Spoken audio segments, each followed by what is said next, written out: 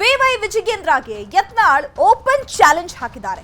ನೀನು ರಾಜೀನಾಮೆ ಕೊಡು, ನಾನು ರಾಜೀನಾಮೆ ಕೊಡ್ತೀನಿ, ಉಪಚುನಾವಣೆಗೆ ಹೋಗೋಣ ಬಾ ಅಂತ ಓಪನ್ ಸವಾಲನ್ನ ಹಾಕಿದ್ದಾರೆ ಬಸನಗೌಡ ಪಾಟೀಲ್ ಯತ್ನಾಳ್.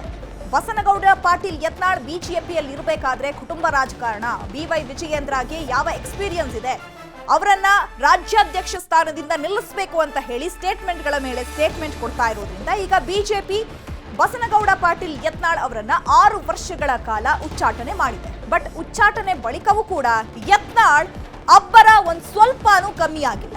ಈಗ ಓಪನ್ ಚಾಲೆಂಜ್ ಅನ್ನ ಹಾಕಿದ್ದಾರೆ ಬಿವೈ ವಿಜಯೇಂದ್ರ. ಉಪಚುನಾವಣೆಗೆ ಹೋಗೋಣ, ಬರ್ತೀಯಾ ಅಂತ ಸವಾಲೆಸ್ತಿದ್ದಾರೆ. ನಾನು ಕೇವಲ ಭಗವದ್ ಧ್ವಜದ ಮೇಲೆ ಗೆಲ್ತೀನಿ, ನನಗೆ 1000 ಓಟು ಬೇಡವೇ ಬೇಡ. ಬಿವೈ ವಿಜಯೇಂದ್ರ, ನಿನಗೆ ತಾಕತ್ತಿದೆಯಾ ಅಂತ ಪ್ರಶ್ನೆ ಮಾಡಿದ್ದಾರೆ. ವಿಜಯೇಂದ್ರಗೆ ಯತ್ನಾಳ್ ಓಪನ್ ಚಾಲೆಂಜ್ ಅನ್ನ ಹಾಕಿದ್ದಾರೆ. ಹುಬ್ಬಳ್ಳಿಯಲ್ಲಿ ವಿಜಯೇಂದ್ರಗೆ ಯತ್ನಾಳ್ ಸವಾಲ್ ಹಾಕಿದ್ದಾರೆ. 3000 ಮಠಕ್ಕೆ ಭೇಟಿ ಬಳಿಕ ಗುಡುಗಿದ್ದಾರೆ. ವಿಜಯೇಂದ್ರ ಬಿಜೆಪಿಯಲ್ಲಿ ಇರಬೇಕಾದ್ರೂ ಕೂಡ ಯತ್ನಾಳ್ ಅವರು ಅವರ ವಿರುದ್ಧವಾಗಿ ಸ್ಟೇಟ್ಮೆಂಟ್ಗಳನ್ನ ಕೊಡ್ತಾ ಇದ್ರು. ಯಾವುದೇ ಕಾರಣಕ್ಕೂ ರಾಜ್ಯಾಧ್ಯಕ್ಷ ಸ್ಥಾನದಲ್ಲಿ ಅವರು ಇರಬಾರ್ದು, ಬಿಜೆಪಿಯಲ್ಲಿ BS ಯಡಿಯೂರಪ್ಪನವರ ಕುಟುಂಬ ರಾಜಕಾರಣ ನಡೀಬಾರ್ದು, ಪಕ್ಷದಲ್ಲೇ ಇದ್ದು ಪಕ್ಷದ ನಾಯಕರ ವಿರುದ್ಧವಾಗಿ ಸ್ಟೇಟ್ಮೆಂಟ್ಗಳನ್ನ ಕೊಡ್ತಾ ಇದ್ರು.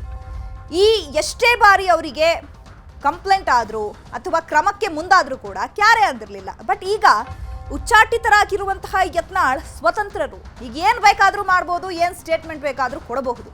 ಅದರಲ್ಲೂ ಈಗ 3000 ಮಠಕ್ಕೆ ಭೇಟಿ ಕೊಟ್ಟ ಬಳಿಕ ಈಗ ಬಿವೈ ವಿಜಯೇಂದ್ರಗೆ ಸವಾಲೆಸ್ತಿದ್ದಾರೆ.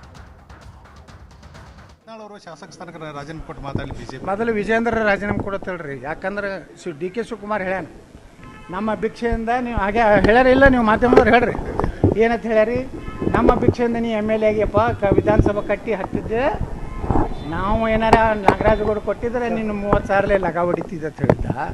ಮೊದಲು ವಿಜಯೇಂದ್ರ ರಾಜೀನಾಮೆ ಕೊಡಲಿ, ನಾನು ರಾಜೀನಾಮೆ ಕೊಡ್ತೀನಿ, ಇಬ್ಬರು ಇಲೆಕ್ಷನ್ ಮಾಡೋದು. ದಂಬಿದೆಯಾ ವಿಜಯೇಂದ್ರ? ಇಂಥ ಹಂದಿಗಳಿಂದ ಯಾಕೆ ಮಾತಾಡಿಸ್ತೀವಿ ವಿಜಯೇಂದ್ರ?